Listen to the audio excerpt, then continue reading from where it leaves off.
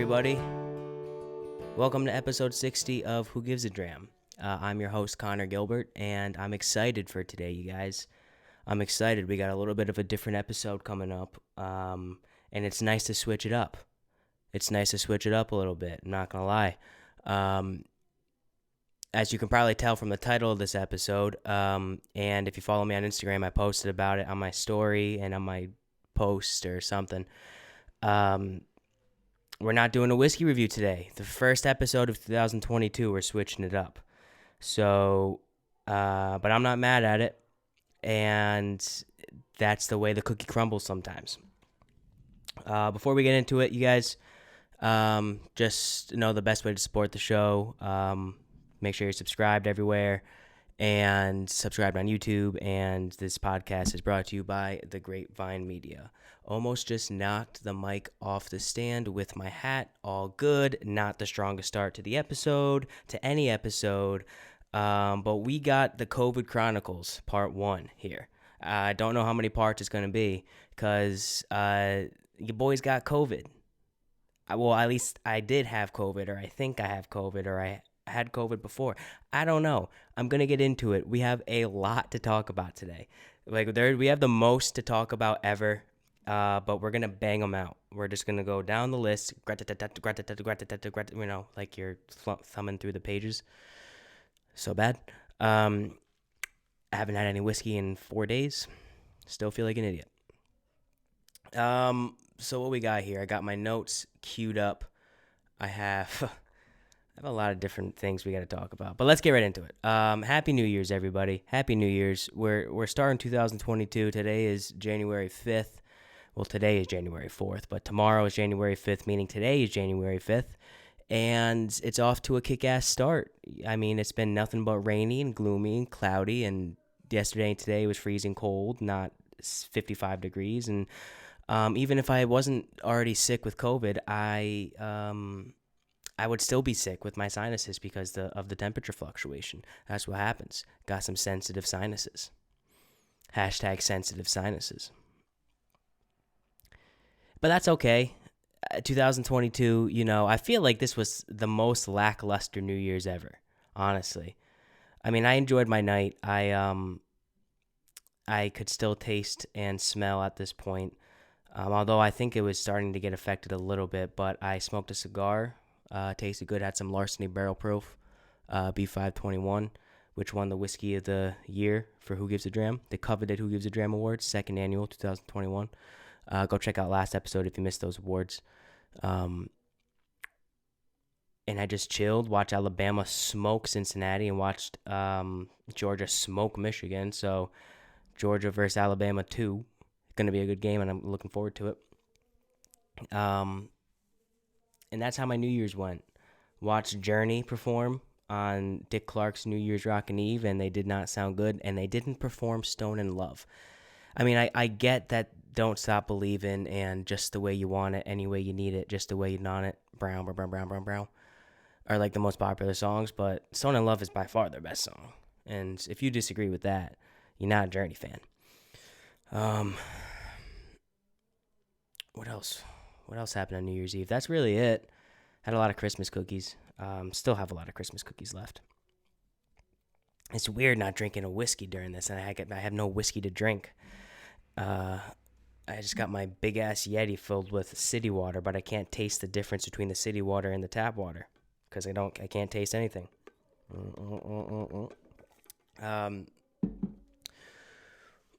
But that's it, you guys. That was my New Year's. And then, so I'll get into the COVID. So COVID, do I have it? I don't know. My brother tested positive, I don't know, the 26th probably. So I just assumed I had it. So I kind of just chilled for 5 days. I got aches. I got pains, no fevers really, some higher temperatures, but nothing bad. And I just chilled and did my own thing and kind of just stayed in my apartment for the most of my vacation from work, and I thought I was fine. I think January 1st, I started noticing that my smell and taste were going, and I was starting to cough a little bit more. So I was like, should I have COVID? January 2nd was the same thing. Yesterday, January 3rd, I couldn't fall asleep the night prior because my chest was so heavy and I felt like someone was sitting on it. So I got kind of nervous and I was like, man, I should probably go to the walk-in, but all the walk-ins were closed by the time I could go the next day. So I went to the ER and they gave me a chest x-ray and everything was fine. And they're just like, oh, well, you probably have COVID. And I was like, yeah, well, thanks. So they prescribed me an inhaler. And there's another thing. Still don't have my inhaler. Hey, pharmacies, have the stuff. Okay? If you're a pharmacy, have the medicine. If I need to transfer it to another pharmacy, just go pick it up if it's right down the road. Don't call me and say they're not answering their phones. I don't care. It's not my problem. Am I getting paid to do this? No. I got a podcast to record. I got an award-winning podcast to record. So I still don't have my inhaler that I need, my albuterol. I still don't have it because CVS can't get in contact with Walgreens. And I didn't know that I can't have my prescriptions go to Walgreens because our insurance doesn't take it. Blue Cross Blue Shield, what are you doing? So instead of costing $2 at CVS right down the road, it's in Rhode Island, it's going to cost me $200 at this Walgreens in Connecticut. Just a big scam. So I still don't have my inhaler, which I need because I'm coughing a lot. But the biggest thing with all this is this, okay? I tested myself for COVID last night with this at-home test that cost me $30 that I couldn't find anywhere. And it came back negative. So, can't say I didn't try. So I don't know what's going on. All I know is this. I feel fine. If I laugh a lot or talk a lot, I start to cough. And when I start coughing, sometimes it doesn't stop for a little bit, which is why I want the inhaler. I picked up a bunch of vitamins that hopefully bring my taste and smell back. And I can't taste or smell. I can taste and smell a little bit. I would say it's like 90% gone. Like my coffee in the morning tastes like hot, bitter water. But I can smell like candles if I put my nose in. All right. So I've got some Stag Junior here that I was actually going to review probably last week or maybe even this week to open up the new year. This is a barrel-proof bourbon, 128.7 proof, this year's batch. If you're watching the YouTube video, watch this.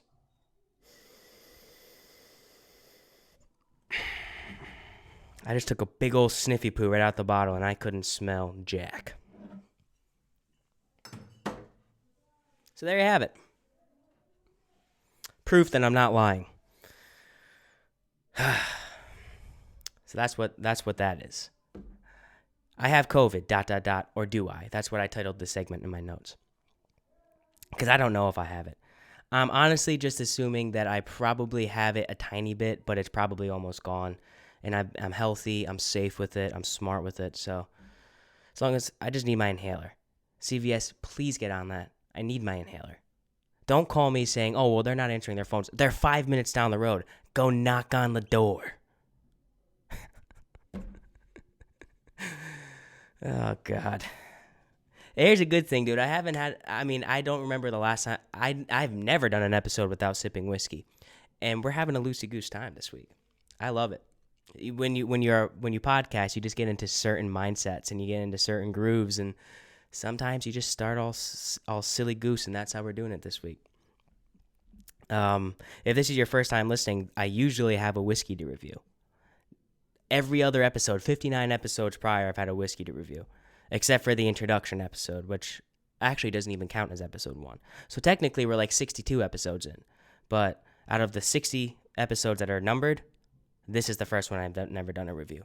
But we're doing Covid Chronicles. So what Covid Chronicles is an idea that I had last night while sitting in bed that I knew I needed to implement because that's how I came up with this entire friggin' podcast, was laying in bed.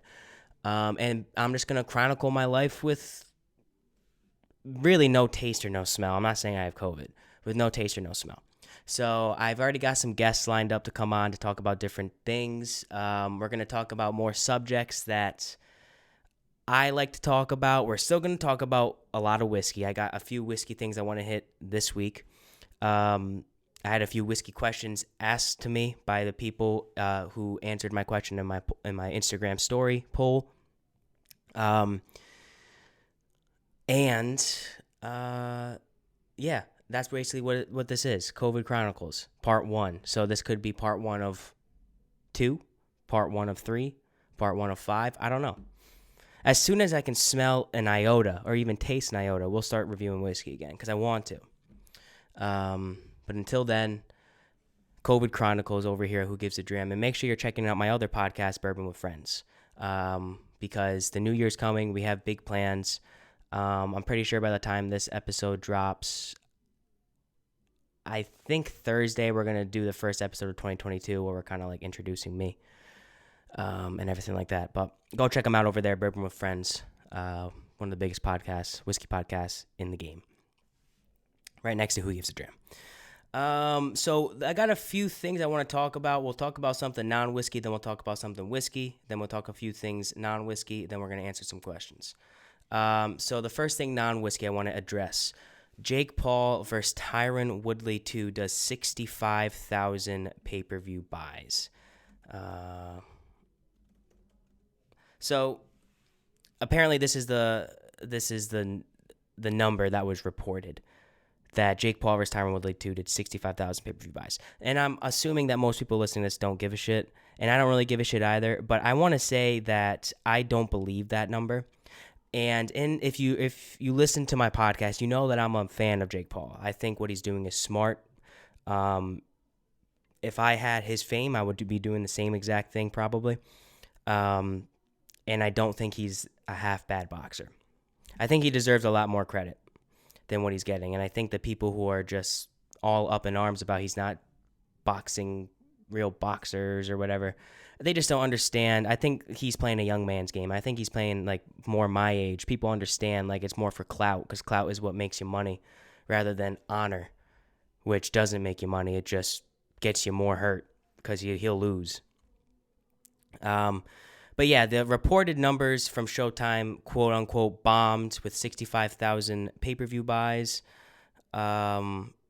which was on par with the All Elite Wrestling Full Gear event. And they're saying that it's a fair argument because A, no one wanted to see the rematch, which is true. B, that was the 6th combat sports pay-per-view in 6 weeks, 4 boxing and 2 UFC. And that's it. And I don't really agree with that second point because no one's really buying boxing pay-per-views unless it's a huge one like Fury, Wilder, or Canelo. So I think the most valid argument is no one wanted to see the rematch, and I agree. They weren't selling that rematch. But 65, I think, is just way too low. I think if you look at even like low-end UFC pay-per-views, they're doing upwards of 200,000 pay-per-view buys. I can't imagine. If the first fight did a reported 500,000 buys, which I probably believe, I would assume this does probably half that, maybe a little bit less.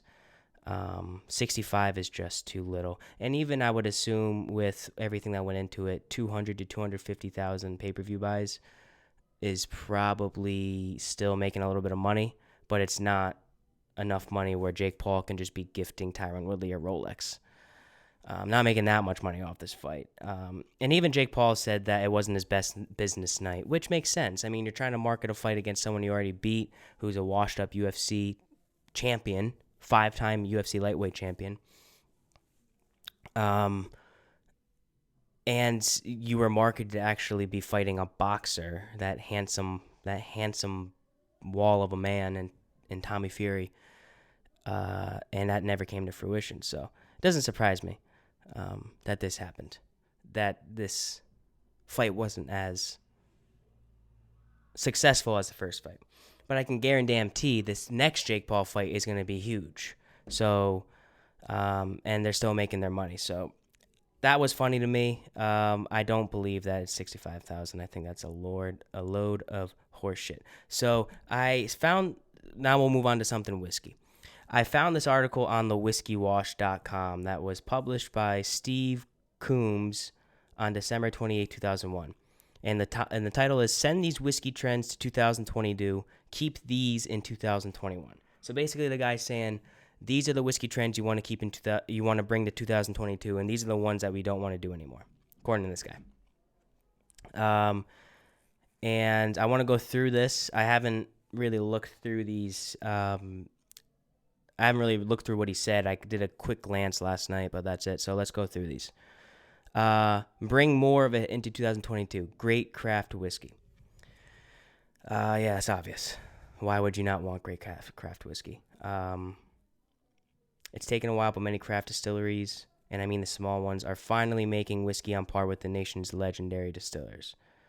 Yeah. You definitely want great craft distilleries around to balance out those monopolies that are currently running the whiskey game. If there weren't any craft distilleries, then everyone would get sick of everything that's already out. And there are some great craft distilleries. Rye 3 Whiskey, Phenomenal Spirits is probably the first one that comes to mind for me. But there are other great small ones as well that I'm sure I know of. Wyoming Whiskey, I know is a good one. That's a smaller brand, I believe. And there's a lot of other ones too that I'm sure I've had. I probably own a lot of them, but there's just so many right now. So there's a resurgence because whiskey's so big. Confine it to 2021. Ridiculous retail prices. Well, yeah, man. This is a dumb article so far. I have zero problem with whiskey drinkers selling directly to each other. The booze has already been taxed enough, but when secondary market prices send retail skyward, the fun starts to dry up. Listen, I've talked about this for a lot. I'm not going to spend a lot of time on it. If someone has the capacity to buy a bottle of Stag Junior for $250, more power to them. I'm just not going to drink it, and I think it gives more exposure to whiskey that's cheaper, that's not as popular, that's just as good. I have friends who sell in the secondary and pay their mortgages through the bottles that they sell on secondary, and every time these bottles come in that come across them, there's multiple people like this. They offer to, if they're going to sell it, they'll offer at a retail to their customers. So there are a lot of people doing good with the secondary prices. They're selling to people who can afford to pay that money, and they're paying for their kids' Christmas. They're paying for their mortgage. They're paying for their store's rent or whatever. I don't know. But I'm all for that. And honestly, I'm not going to pay a ridiculous amount of money for any whiskey. So, but yeah, it sucks that some prices are going up, but look at gas. Everything is going up.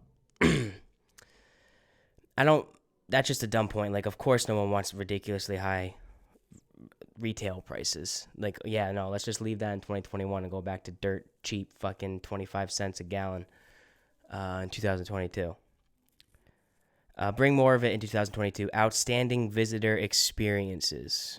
COVID shutdowns allowed many distilleries to improve their visitor experiences.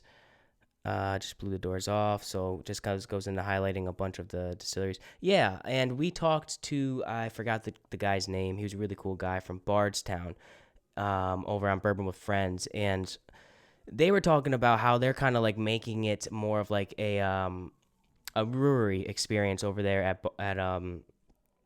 at Bardstown, where it's they have a full kitchen there. They have a full menu. They have an award-winning chef. They have lounges, and it's more like what you think when you go to like a coffee shop or a brewery or something like that, like a high-end one, rather than just looking through the rick houses and looking at the barrels and then maybe some a tasting room at the end. This is like based on the customer's experience and the visitor's experience. So I haven't been to a distillery in a very, very long time, so I can't speak on that. But yeah, I think it's great. I think all distilleries should be like, okay, this is everything, but then there's like a huge lounge area or like a restaurant, like I don't know, the Turkey's Tail at Wild Turkey or something like that. I don't know. That's really stupid, but. Something like that. Like have a restaurant there. Like at a golf course. Like they have the golf and then they have the restaurant. I agree with that. Confine it to 2021. Slapdick Agave Whiskey. Believe it or not, I've drunk worse things than this. Why I and many others never want to see this again centers on its owner's misogynistic behavior. Oh, I heard about this. If you don't know the story, just Google Slapdick plus Jason Brown and have a drink ready for reading it. Yeah, I remember that going around. From what I remember, that guy's a dick. So, Slapdick, like, hey, come up with a better name for your whiskey, not Slapdick. Sounds like a sex toy. Anyways, sorry. Confined to 2021. Celebrity-backed whiskeys. Have any of these ever been as good as what distilleries make intentionally decade after decade?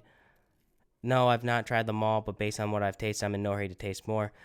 Yeah, there's a difference between like celebrity-backed whiskeys and celebrity whiskeys that are actual, serious operations. I know Brothers Bond, the guys from Vampire Diaries, who we've had on our My Bourbon with Friends podcast, are actually like distilling and making warehouses and making a legit operation. And when Paul talked to them over there, that was a great interview. I'd suggest go checking it out. But it was cool what they were doing. From everything that I've seen, Proper 12 whiskey is legit. It's not just Conor McGregor putting his name on something. He's got a huge team around him producing this, and Proper 12 is not terrible. I like it better than Jameson. It's on par with Jameson. Jameson's not terrible. Jameson's Jameson. Proper 12 is, I think, better. But regardless, it's not that much different. If we're being honest, it's not that much different. I'd rather have a shot of Proper 12 over a shot of Jameson.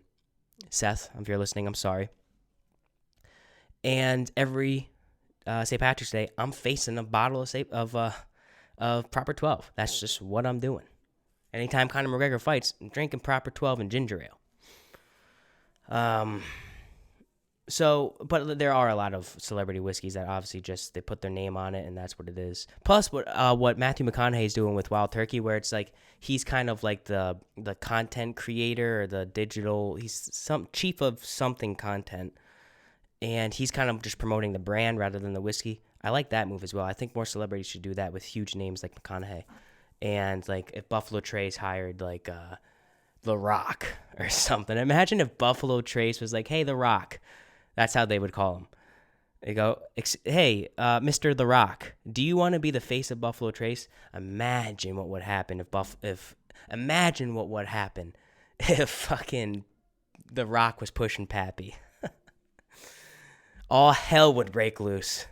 It'd be the funniest thing ever. I'd love every second of it. Bring more of it in 2022. Maker's Mark Whiskey Flights program. Don't know much about that. All I know is that I think Maker's Mark's not my favorite. That's all I know. I just had when I could taste, I had the wood finishing series FAE01 last year's release, and I did not like it. I don't think we reviewed it yet on the podcast. I'll review it soon. Didn't like it. Didn't like it at all, actually. I almost poured it out. Confine it to 2021. Young cask strength whiskeys. Yeah, that is, I guess, maybe hit or miss. I don't know if I've ever had a bad one, but I don't know if I've ever had a really young one as well. They don't list any here, but yeah, I mean, as long as the product's good, I mean, age shouldn't matter, but it's tough to get quality cask strength when it's like 3 years and under, 2 years. That must be tough, but yeah, I think most of the ones that I drink are 7 to 10, maybe 6 to 10, somewhere around there. Bring more of it into 2022. Home cocktailing. What is that? Just people drinking at home? Don't we all already do that? Confined it to 2021. Crappy cask finishes. Yeah, I've honestly never had a bad cask finish. I've never had one. One of the most interesting ones that I've been drinking recently is this Rabbit Hole Derringer, which I will review once again on the podcast very soon. But it's finished in Pedro Jimenez sherry casks, and it's twice finished in new toasted and charred American oak barrels and Pedro Jimenez sherry casks, and it's just like really freaking good. Like the viscosity and the mouthfeel on this is unlike anything I've ever had, and I could see why maybe some people would not like it. I love it though. I can't drink it right now because can't taste. COVID Chronicles. Bring more of it in 2020. How many of these are there? There's only a few more. We'll go to the end. Bring more of it in 2022. State to state reciprocation. What does that mean?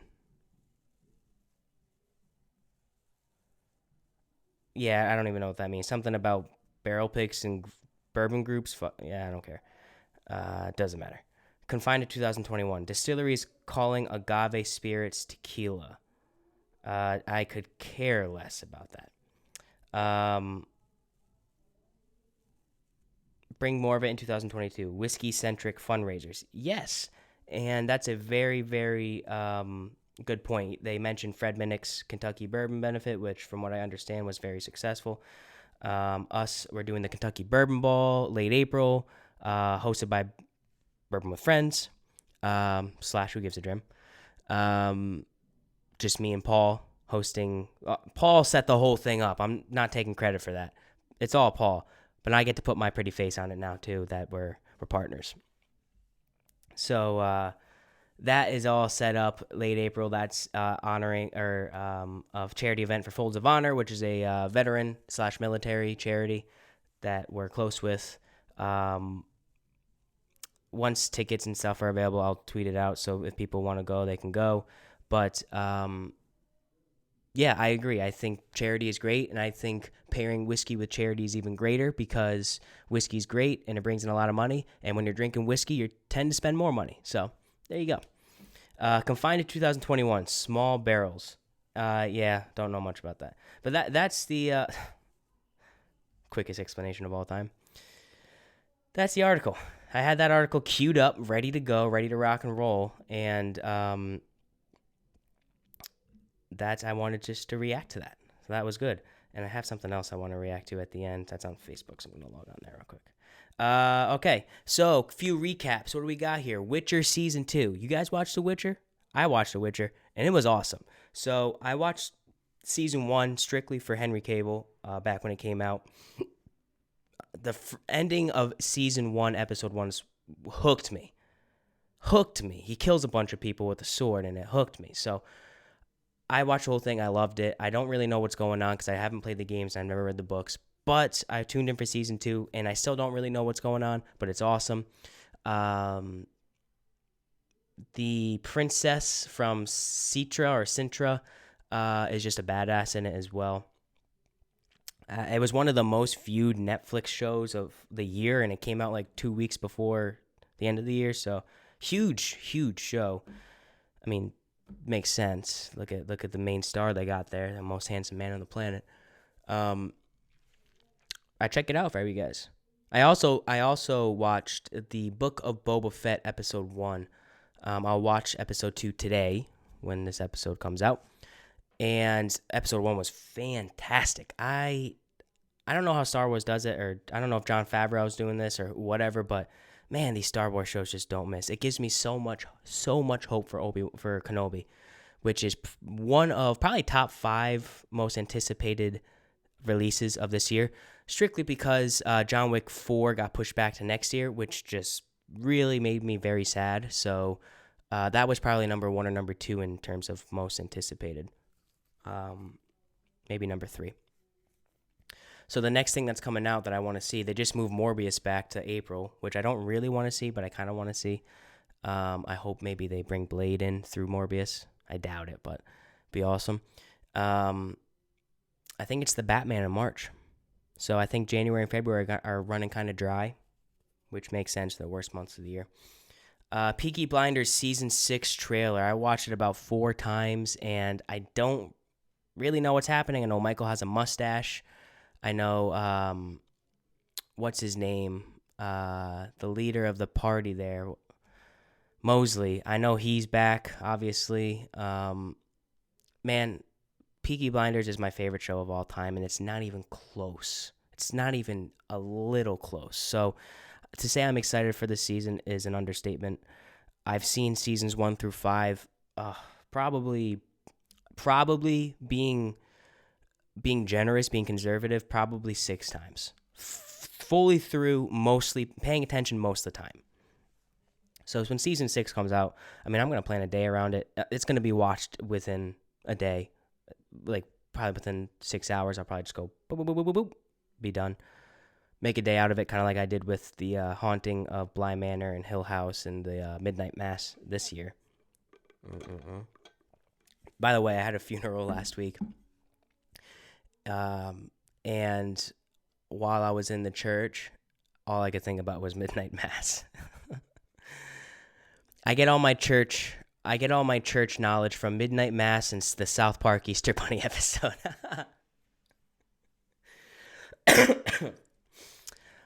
Going to hell. Anyways, let's so Peaky Blinders season 6, that's supposed to be coming out like soon. So once that comes out, I'll dedicate an episode to that breakdown. Hopefully pairing it with the whiskey by that point. I hope so. But what else do we got here? I gotta go to my profile. Spider-Man box office numbers. So Spider-Man's killing it, right? Let's look at the official number. Spider-Man box office.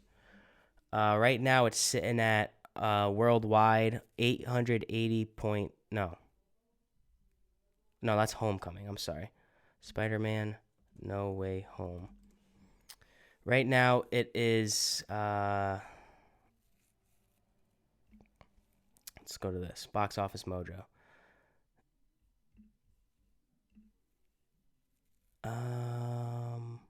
Adding another 52.7 million to its total over New Year's weekend. The superhero tentpole soared past the 600 million mark in North America, making it the 10th highest grossing movie domestically of all time, helping to push the year's total box office numbers up significantly from 2020. What's the total? On the international front, Peter Parker and Company's latest outing has raked in 759 million, bringing its worldwide cume to 1.37 billion. So this thing is killing it. This is this is an anomaly, especially in a pandemic, and it's cool to see it. I'm a huge proponent of movie theaters. I love movie theaters. So I'm glad that they're back. And I knew Spider-Man was going to kill it. I wasn't sure it was going to do this good, but they killed it with the movie. They did a great job. And everyone knows what happens now, and everyone kind of wants to see it again. So when you don't have big drop-offs from weekend to weekend, I mean, that just tells you that that's a freaking good movie, or at least an entertaining movie, if nothing else. But no chance this thing catches Endgame. No chance this thing catches The Force Awakens. I mean, it probably will crack like top 7 all time, if I had to guess. Probably. But nothing more. Like, I don't think it'll go top 5. And that's not including inflation as well. So, movie's killing it, though. Good for them. So I have a new segment I wanted to on the show. This is the dumbest thing ever, but I was perusing through Facebook today, right? And I saw a post, and it's just like a random ass post from Yelena Black Widow's sister in Hawkeye and in Black Widow. It's like just like a fan account, I guess. I don't know, but I don't follow the account. It just kind of came up on suggested. It was just it's just a picture of her from Hawkeye, I think. She looks really good. I mean, she's one of the most beautiful women in Hollywood, and it's not even close. And I'm pretty sure today's her birthday. I think that's why I've been seeing her all over Facebook. But anyways, this segment of Who Gives a Dram, COVID Chronicles Part 1, is called So Foreign. And what I'm going to do is I'm going to try to read these comments underneath this random picture on a random account with 93,000 followers on Facebook. Oh my God, and I'm going to try not to laugh and cough a lot. And I want you guys to listen to how foreign these comments are. There's only 59 comments, so I might end up reading them all. Okay, here we go. All right. First comment. Happy 26th birthday, Florence Pugh Pug, with a bunch of emojis. Okay. Normal one. Second comment. Your very so beautiful, nice, vervy, grateful picture. So heart, rose, hearty face, happy 26th. So foreign. All right. Good morning and happy B-Day. Happy birthday, my sweet love. This is her account. Happy New Year to you, 2022. You are most talented lady. Good night.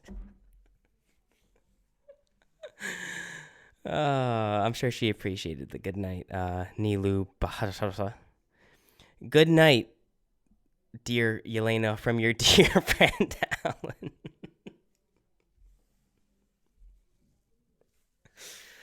I'm gonna start coughing. To your dear friend. I hope she saw that from her dear friend Alan. Iskander Isk. Just goes super good. Oh shit. So beautiful. Looking beautiful, girl. Simply beautiful. Remember, this is just a fan account. Happy birthday, sweet. So beautiful, you. Happy birthday, my dream girl. All of these names have backwards letters in them, by the way, just so you guys are aware. Beautiful. Very, very happy birthday. So beautiful. That's one word. VIP. Perfect, beautiful. Happy birthday. What? Good night, Lord. This is all caps. I'm gonna read this, and I want you to guess what this guy's name is. Good night, Lord dear Yeena, from your feek book dear friend Der Lower. I smell burnt toast. Am I having a stroke? Now, guess if this guy's name is A, Bob Smith, B, Scott Taylor, or C, Hakeem Khan.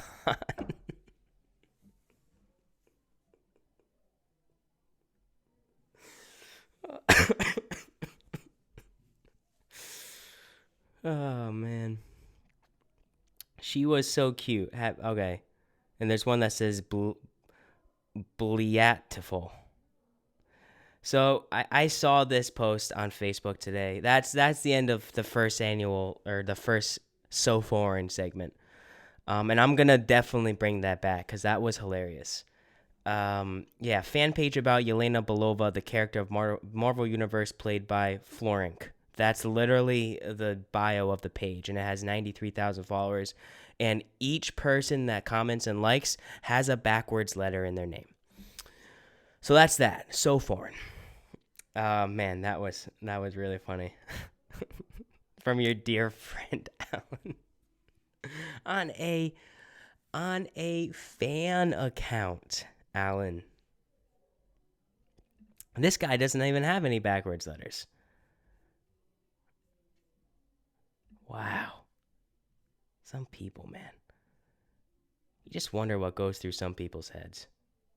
I'm not saying it's a bad thing to comment from your dear friend Alan on a fan page for a made-up superhero character, but if you're that close with her, if you're her dear friend, shoot her a text, okay?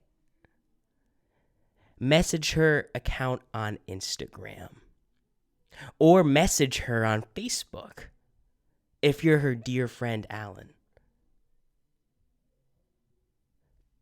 If you are her dear friend Alan, don't post on a fan account. Or you're not a dear friend. If Alan is a dear friend of Florence Pug, then shoot her a text. Say happy birthday.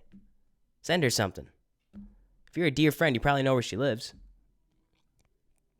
Don't post on a fan account where in the bio it spells her name wrong in real life. So that was great. I'm definitely going to bring that back again. I'm just going to peruse Facebook for like beautiful women's fan pages and read the comments during these COVID Chronicles. That was very funny. Coughing still. All right, so to close out the show, I posted a poll on Instagram. I was like, hey, we're doing COVID Chronicles. Ask me some questions. And actually, a lot of people sent stuff in. So if I don't answer your questions this time, I'll try to answer them next time. But I'll definitely post another story with quite more questions. So I picked like 4 or 5. There was like a lot. So thanks for that. Appreciate that. Oh, by the way, before this, I made a post today about my 3 Who Gives a Dram award whiskey winners.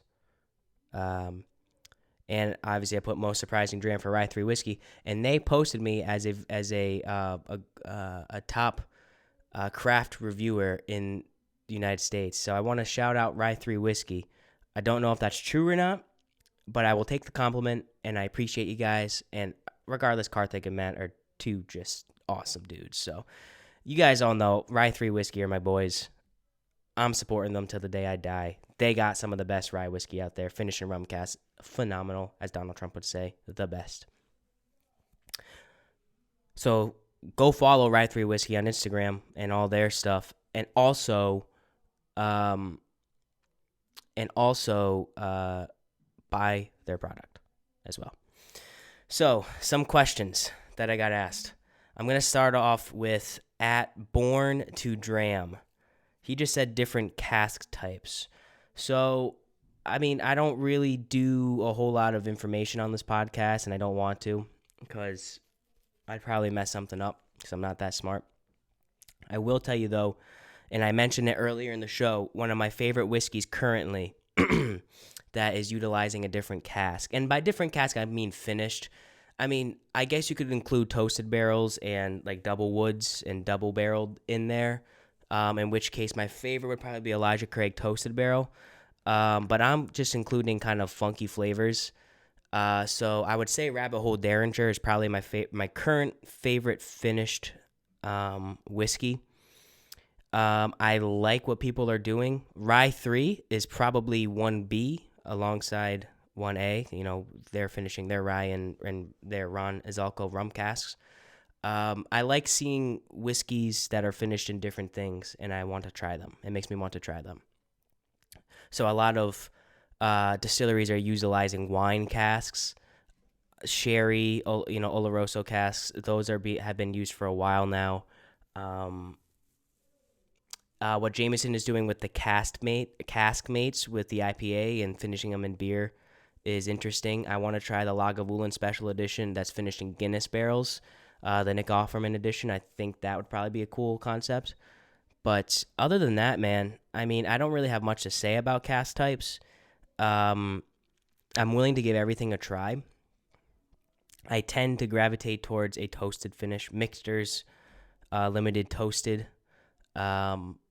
which we're lucky enough to have a bottle of. I own a bottle, which I'll do a review soon. That's another favorite of mine. But I love the double barreled. Anything double barreled and anything toasted are 2 of my favorites. And probably my favorite toasted, if I had to pick one, would probably be Elijah Craig Toasted Barrel. If I had to pick one. Off the top of my head. Again, I can't compare right now. Whiskey Morgue. Mike. And oh, by the way, Mike, I called you Matt on the last episode, and I texted you, but I'm sorry. I had so many different things running through my head at that time last week. I'm sorry I called you Matt. I meant Mike. So Mike at Whiskey Morgue, a famous veteran of the show here, 2-time guest, I should say, asked, what is your beard maintenance routine? And as I answered that, I forgot to grab all my beard products, and I wanted to do that. So I don't know if you guys noticed, but I have a beard, and I have since I was probably... since I graduated high school. And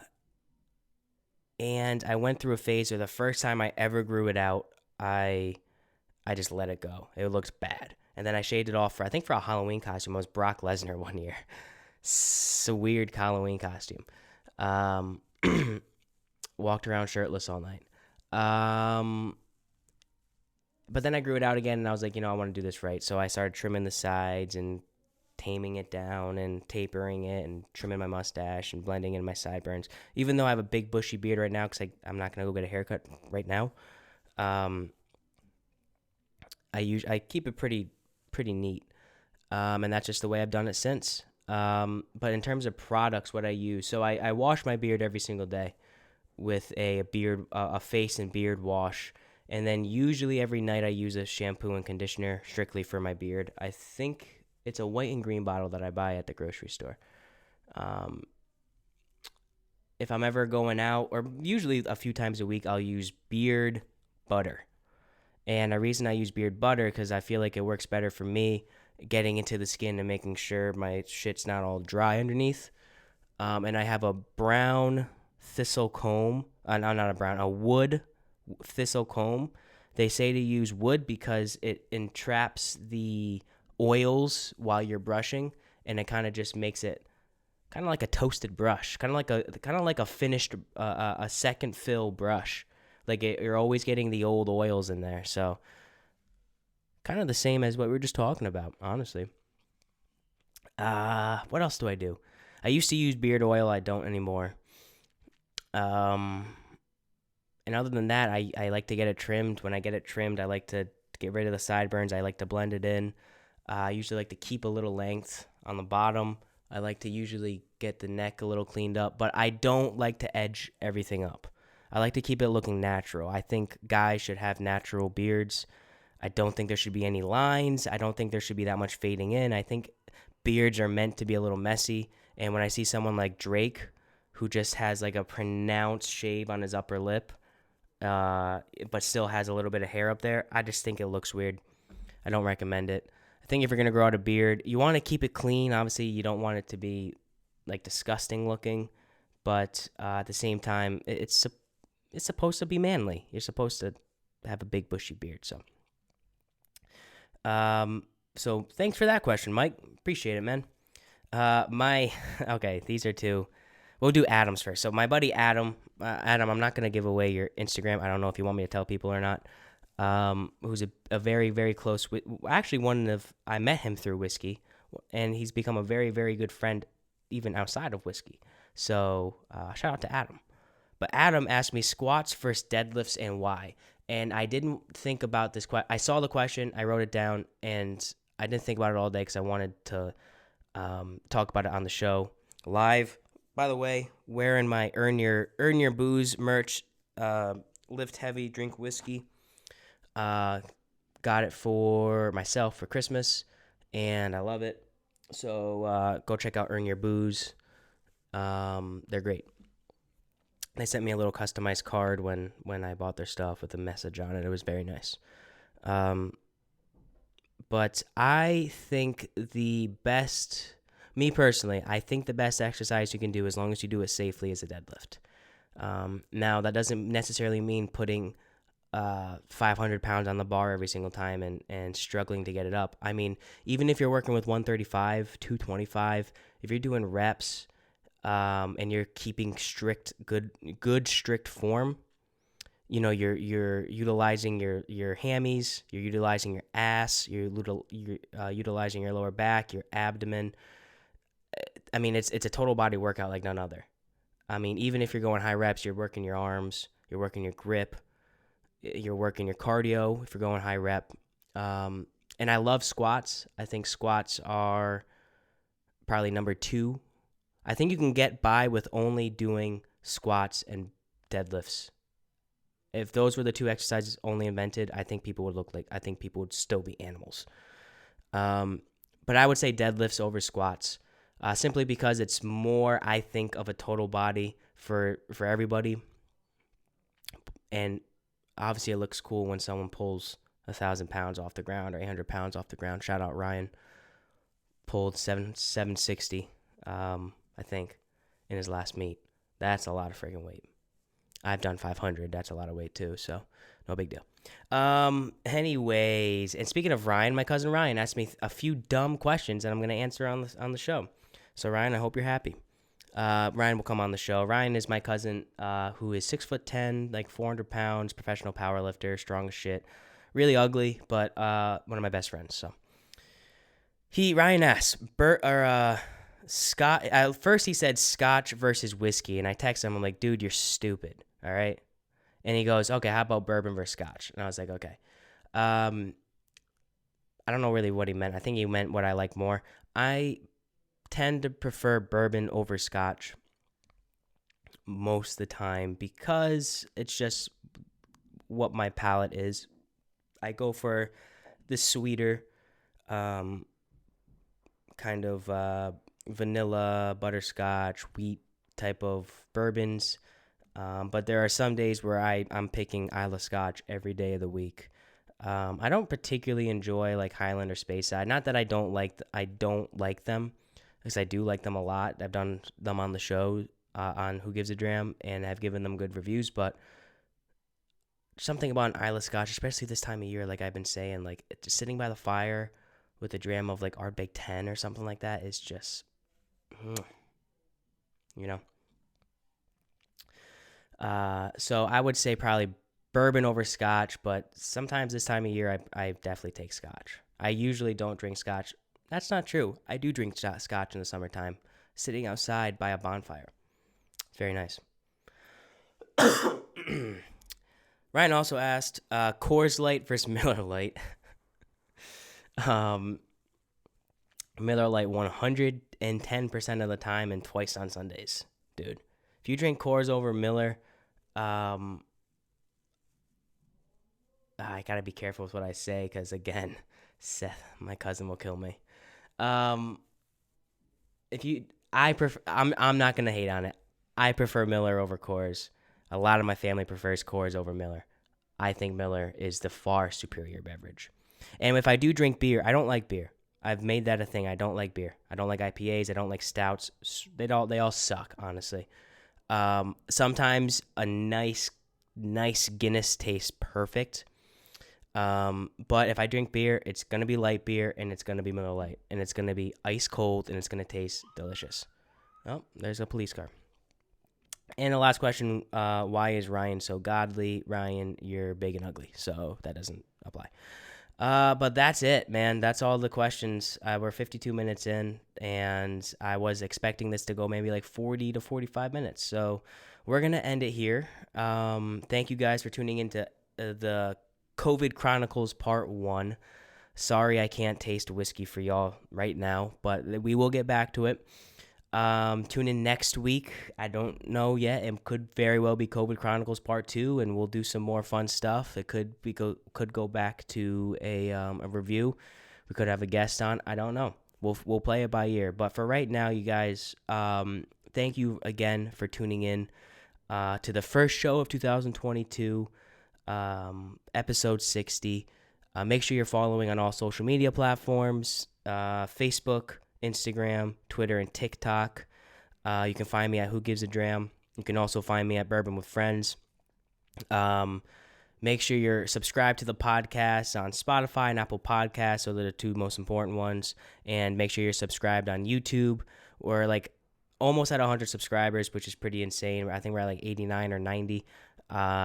So to get to 100 would be pretty sweet, but that's up to you. If you want to subscribe, then go subscribe. If you're still listening to the podcast at this point and you're not subscribed on YouTube, go subscribe on YouTube and comment under my latest video, subscribed. So I know you're listening all the way through. It might only be like 2 or 3 people. I hope not, based on the download numbers. That would be a very, very poor percentage. But yeah, make sure you're subscribed on there. Leave a review on iTunes, all that good stuff. I gotta go. I actually got other podcasts I have to record tonight, so gonna go do that. But anyways, you guys, or otherwise, have a great night. Nick Bossy's gonna play me out, Pretty New Diamond. And as always, even though we don't have any whiskey, I'll toast some water. Whiskey's the water of life, so let's start living. My hands are tired of paying my bills, staring at a bottle, I'm aiming to kill. The weeks passing by and the seasons keep changing. I'm playing my song, trying to make me a name.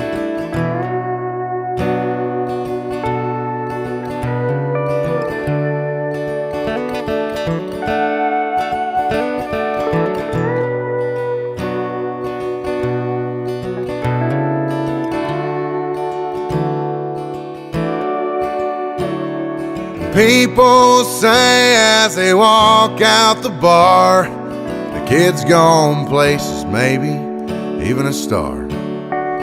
They don't play country down in Nashville today, just the same chord progression with nothing to say.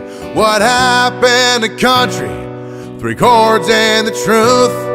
And who's gonna step up and fill their big shoes, writing songs about outlaws, singing all night, and songs that'll make a grown man cry.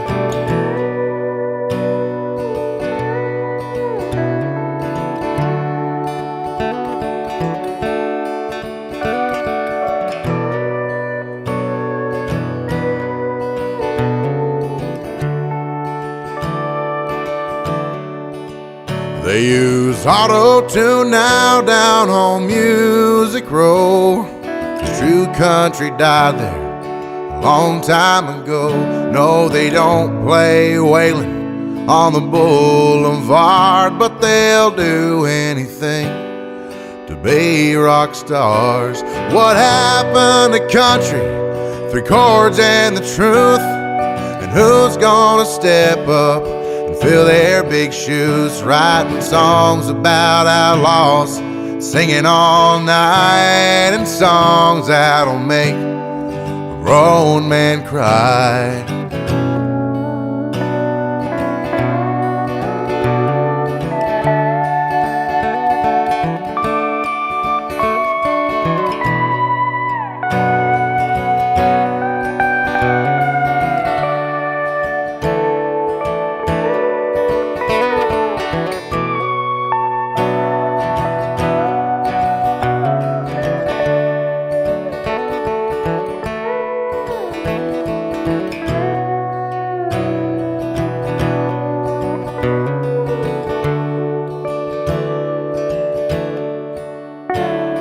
But I do believe there is hope for us yet, 'cause there's millions of people who cannot forget the way Johnny Cash brought a tear to their eyes, or how Marty Robbins painted Texas skies. What happened to country?